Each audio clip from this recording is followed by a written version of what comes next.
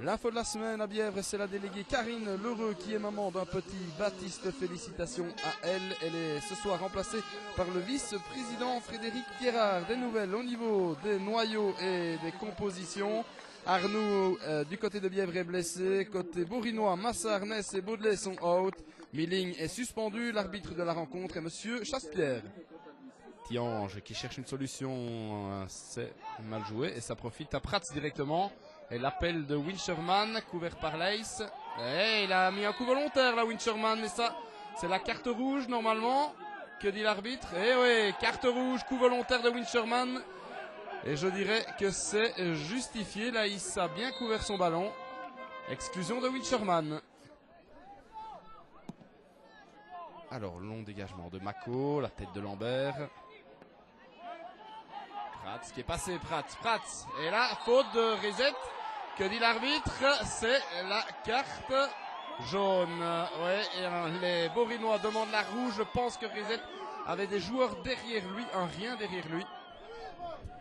Alors Lambert, la frappe de Lambert dans le mur. Lambert encore, la frappe contrée par Léonard. Troisième essai est bon. Et Collinet est seul face au but, il doit tenter sa chance. Et l'arrêt de Mako, sauvé sur la ligne par Lio, la tête maintenant de Léonard et capté par Mako. Eh bien quel début de match, quel premier quart d'heure. Et voilà la plus grosse occasion pour Borin qui est pourtant réduit à 10 depuis 3 minutes. Relio, ouais ça tombe bien là du côté de Bièvre, bien écarté là-bas pour Laïs en position d'arrière droit. Les Bièvrois doivent faire tourner le ballon, évidemment en supériorité. Juillan. Sébastien Toupet, Juillan en un temps, Toupet ça c'est goal, non. La parade de Mandil, il faut dire que le tir de Stéphane Toupet n'était pas très bien placé. Et bien voilà, une grosse occasion pour Bièvre maintenant. Alors le coup de coin pour Bièvre, on se jette, ça passe au-dessus et c'est le grand Toussaint qui vient d'entrer. Première touche de balle, c'est déjà dangereux, et bien c'est la première occasion digne de ce nom dans cette deuxième mi-temps. Il ne reste plus qu'un quart d'heure, François Toussaint. Alors plus de 2 minutes dans les arrêts de jeu, c'est la pression, la tête de Toussaint, que dit l'arbitre? Penalty! Faute de main d'un Borinois et tous les Borinois qui se jettent sur l'arbitre pour contester, très très difficile à dire d'ici. Même avec ce ralenti, ça ne s'annonce pas évident à dire. En tout cas, Toussaint est monté très haut pour aller mettre sa tête et forcer les Borinois à la faute. Penalty. Les deux bancs sont debout, Patrice Sureil ne regarde pas et le penalty est arrêté par Mandil.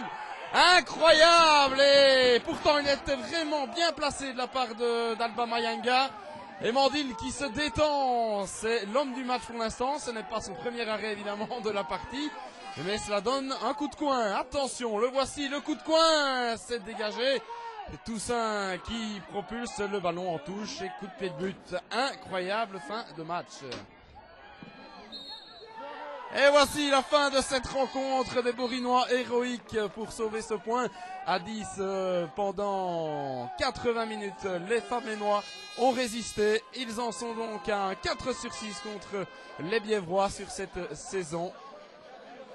Bièvre 0, Borin 0. Est-ce qu'il y a faute de main? Oui, il y a faute de main. De qui? Julien Mouton. Pour ne pas le citer. Alors ce tir, Alba Mayanga, il rate pas beaucoup de pénalty, un spécialiste. Il n'est pas si mal shoté que ça ce pénalty. Bah non, c'est vrai qu'il est bien. Enfin, c'est une chance sur deux. Je choisis un côté. J'ai choisi le bon, donc je suis sur le ballon, donc c'est nickel. Il est sorti. J'ai fait mon boulot.